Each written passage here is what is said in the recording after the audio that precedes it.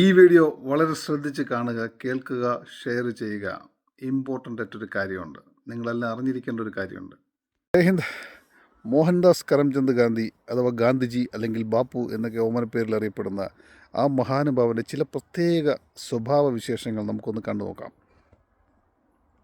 1946 May 6 ഒരു public പ്ലാറ്റ്ഫോമിൽ നിന്നുകൊണ്ട് ഗാന്ധി പറഞ്ഞു, ഹിന്ദുക്കൾ മുസ്ലിങ്ങൾക്ക് വേണ്ടി സാക്രിഫൈസ് ചെയ്യണം, അവരുടെ ജീവിതം ബലി കൊടുക്കണം, അങ്ങനെയെങ്കിലും മുസ്ലിങ്ങൾ തൃപ്തരാകുന്നേ ആകട്ടെ എന്ന് പറഞ്ഞാണ് ഗാന്ധിജി പറഞ്ഞത്. എഴുതിയതൊക്കെയാണ്, ഇഷ്ടംപോലെ രേഖകളുണ്ട്. അതുപോലെ തന്നെ കേരളത്തിൽ മാപ്പിള ലഹള നടക്കുന്ന സമയത്ത് RSSന്റെ തന്നെ ഒരു ഫോർമേഷൻ അടിസ്ഥാന കാരണമായത് 1921 മാപ്പിള ലഹള എന്നറിയപ്പെടുന്ന മലബാർ കലാപങ്ങളാണ് എന്നാണ് പറയപ്പെടുന്നത്. അപ്പോൾ അന്ന് അദ്ദേഹം പറഞ്ഞൊരു കാര്യം, ഈ പ്രശ്നം സർക്കാരിന്റെ ആണെന്നാണ് ഗാന്ധിയുടെ വാദം. ഗാന്ധി എഴുതിക്കൊണ്ടിരുന്നത് പ്രശ്നം സർക്കാരിന്റെ ആണ്. ഈ ഖിലാഫത്ത് അനുഭവിച്ചു കൊടുത്തിരുന്നെങ്കിൽ, അല്ലെ ഖിലാഫത്ത് സമരത്തിൽ മുസ്ലിങ്ങളുടെ കൂടെ നിന്നിരുന്നെങ്കിൽ മുസ്ലിങ്ങൾ ഇങ്ങനെ വയലന്റ് ആകില്ലായിരുന്നു. അതുപോലെ ഹിന്ദുക്കൾ കുറച്ചുകൂടെ സഹാനുഭൂതി മുസ്ലിങ്ങളോട് കാണിച്ചിരുന്നെങ്കിൽ അവർ വയലന്റ് ആകില്ലായിരുന്നു. അപ്പം പ്രധാന കുറ്റം ബ്രിട്ടീഷ് സർക്കാരിന്റെയും ഹിന്ദുക്കളുടെയും ആണ് എന്നുള്ള രീതിയിലാണ് ഗാന്ധി തുരുതുരെ എഴുതിക്കൊണ്ടിരുന്നത്. അവസാനം അന്ന് അംബേദ്കറൊക്കെ ഇതിനെ രൂക്ഷമായി വിമർശിക്കുന്നുണ്ട്, ഗാന്ധിജിയുടെ ഈ നിലപാടിനെ.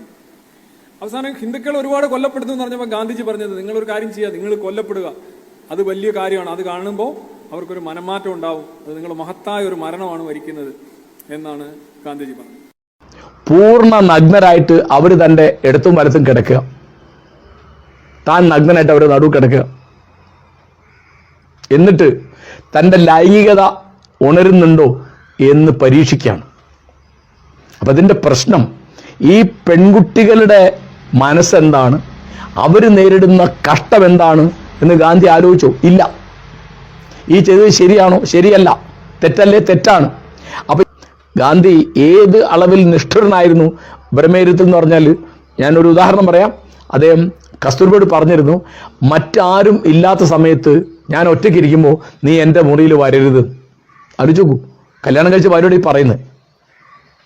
പിന്നീട് അദ്ദേഹം ഈ തരത്തിൽ ചെയ്ത വലിയൊരു തെറ്റായിട്ട് ഞാൻ വിചാരിക്കുന്നത്, അദ്ദേഹം അവസാന കാലത്ത് അദ്ദേഹത്തെ അപ്പോഴും ഈ ലൈംഗികാസക്തി തനിക്ക് കൂടുതലാണ് എന്നുള്ള കുറ്റബോധം കൊണ്ട് അദ്ദേഹത്തെ നിരന്തരം വേട്ടയാടുന്ന ഈ കുറ്റബോധം, അതുകൊണ്ട് അദ്ദേഹം ഒരു പരീക്ഷണം നടത്തി. മനു ഗാന്ധി, ആഭാ ഗാന്ധി എന്ന് രണ്ട് പേരാണ് അദ്ദേഹത്തിൻ്റെ ഊന്നുവടികൾ എന്ന് പറയുന്നത്. രണ്ടും അദ്ദേഹത്തിൻ്റെ ബന്ധുക്കളാണ്. മനു ഗാന്ധി ഗാന്ധിയുടെ കസിൻ്റെ പേരക്കുട്ടിയാണ്. ആഭാ ഗാന്ധി എന്ന് പറഞ്ഞാൽ അദ്ദേഹത്തിൻ്റെ കസിൻ്റെ മകൻ്റെ ഭാര്യയാണ്.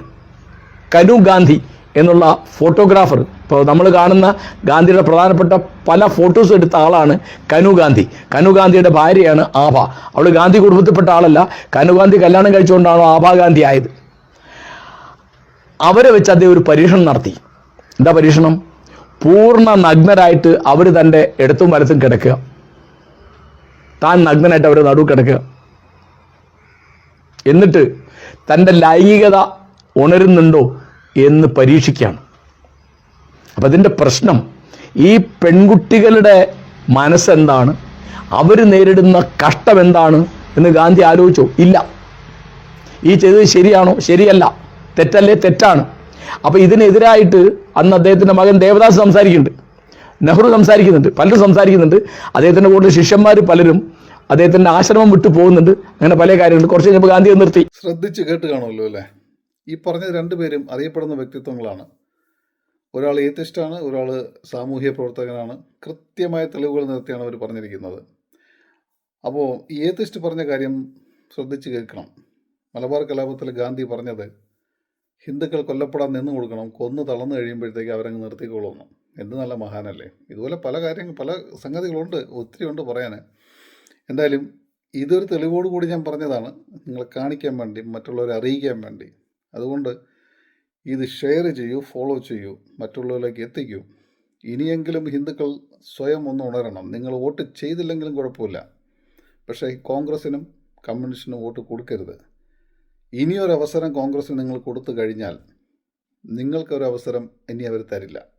അവർക്ക് മനസ്സിലായി കഴിഞ്ഞു, മോദിക്ക് 12 വർഷം കിട്ടിക്കഴിഞ്ഞപ്പോൾ ഇത്രയായി, ഇനി 15 വർഷം ആകുമ്പോൾ എത്രയാവും? അപ്പോൾ ഇനി മോദിക്ക് അവസരം കിട്ടിയാൽ അവരുടെ പ്ലാൻ നടക്കില്ല എന്ന് വ്യക്തമായിട്ട് അവർക്കറിയാം.